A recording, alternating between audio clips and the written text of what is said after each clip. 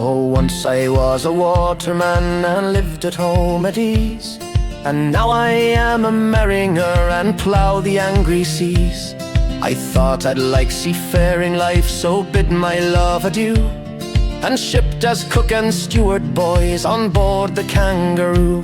My love, she was no foolish girl, her age it was 20. My love was not a spinster, she'd been married twice before, and they could not say it was her wealth that stole my heart away, for she was a laundry starcher at 3 and 6 a day.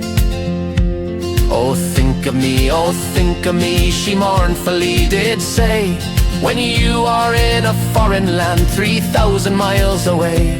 And take this lucky farthing, 'twill make you bear in mind the loving, faithful, trusting heart you leave in tears behind.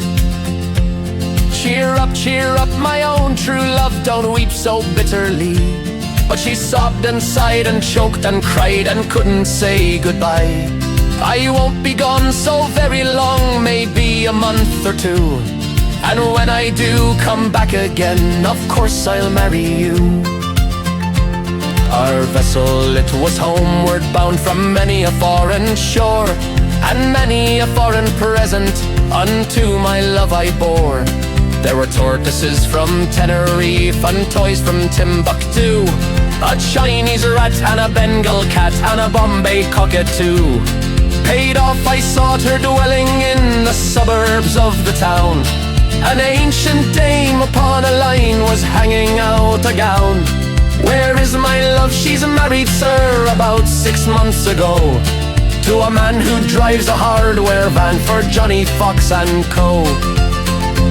Farewell to Dixon's soap suds from the famous brand called Crown, to Reckitt's Blue, well known to you, and Crean's Scarring Brown.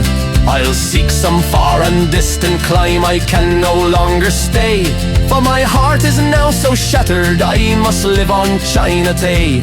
With a toor-a-loo for the diddle-ay, with a toor-a-loo